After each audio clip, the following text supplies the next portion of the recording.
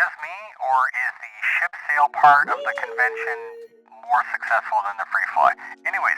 Hello YouTubers, this is noobifier. Today is the 23rd of May 2023, and for the next 48 hours until the 25th of May, the third event at the Convention Center on Area 18. An in-game convention where you can free fly Star Citizen, but all the players are able to test the usable ships from the day's manufacturer. Don't forget to tour the fleet, as it's also part of the celebration. With the convention is a push to sell ships, so you'll be able to acquire perfect addition to your fleet. Today is Anvil, big manufacturer.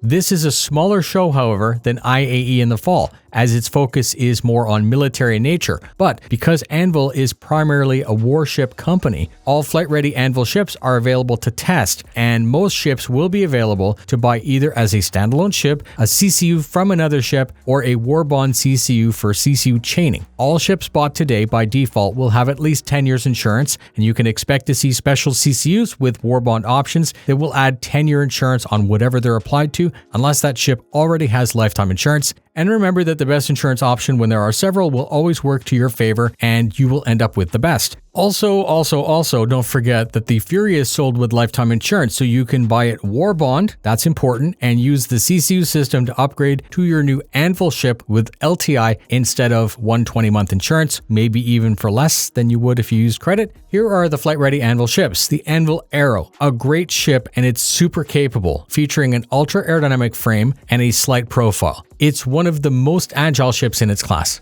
The Anvil Ballista, whatever. This is a big buggy with anti-aircraft missiles, a self-propelled anti-aircraft defense system capable of destruction on a massive scale, according to CIG's literature. Is it useful now? Not really. Will it be in the future? Probably. Just sit this one out and I'll let you know when it's needed. The Anvil C8X and C8R Pisces, a fun starter ship. It's included with a Carrack, so if you have a Carrack, you may not need to get one. It's ideal for inter-system travel or investigating tight spots inaccessible to larger ships. It's a small ship ready for big adventures. The R variant is a small ambulance. The Anvil Carrack. Eventually, you're going to want a Carrack. It's too bad that it went up so much in price because it was a real steal at $350, and it's somewhat less of a steal now. Perhaps you can use CCU chaining to get the price down, but it's still a fun ship with lots of potential. The Anvil Centurion, another buggy that we don't need yet, right? The Anvil F7C Hornet. It was great in 2015 until it got slow and lazy. It can take a beating because it's tough and dependable. The F7C is a textbook multi-purpose medium fighter. The Anvil F7C Hornet Wildfire, same ship, a little bit more expensive, and it has a ball turret. The F7CM Super Hornet, a two-seater version of the other Hornets with more stuff and a little bit of a higher cost. The F7CR Hornet Tracker. The tracker is like an AWACS of the future. It's supposed to see and relay where things are, but that's not part of the game yet, so you can skip owning one until the ship does what it's supposed to do.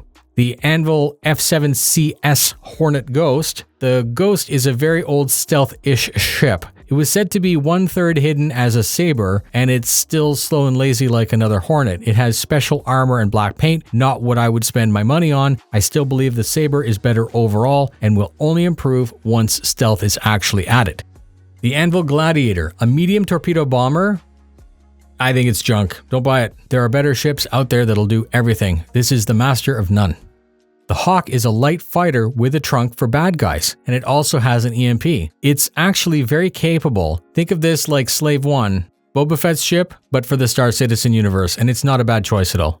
The Anvil Hurricane. Deadly when crewed by two people. Is it better to have two people in one ship or two ships? Many people have had a blast bombing around in the Hurricane, and so could you. Lots of DPS when the crew works well together. The Anvil Spartan, another big buggy that doesn't really need to exist yet because we don't have Theaters of War.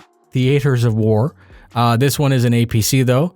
The Anvil Terrapin. The Terrapin is a heavily armored turtle ship with a sophisticated scanner. It's really missing its purpose in the universe. You can skip this one until it has a proper game loop. And then of course the Anvil Valkyrie. A heavily armed and armored dropship, perfect for full crew expeditions. I actually really like this ship. It's capable and fun for a group of friends. Feel like you're doing that helicopter stuff in Vietnam. It's more expensive than the Cutlass Steel, but this is the real deal, right? There are no specialized ship sales being sold on Waves today. The next one will be on the 25th, which is the RSI Connie Phoenix. Please look out for the info dump on the new Fury. Please look out for some discounted game packages with 10-year insurance. You may be interested and able to replace your current low insurance ship for 10-year insurance, or start with a Fury and CCU that ship to the ship that you want with lifetime insurance. That's pretty much all I feel I need to say about today. Go check out the convention. If you are new and don't understand the terms War Bond, CCU, or LTI token, please go check out noobifier Discord, where we have a dedicated channel and great citizens who are willing to help. And I just realized that sounds like I'm not there, but I'm also there. I consider myself a citizen who's willing to help. Thank you very much for spending your time with me. Fly safe, and I'll see you at the show.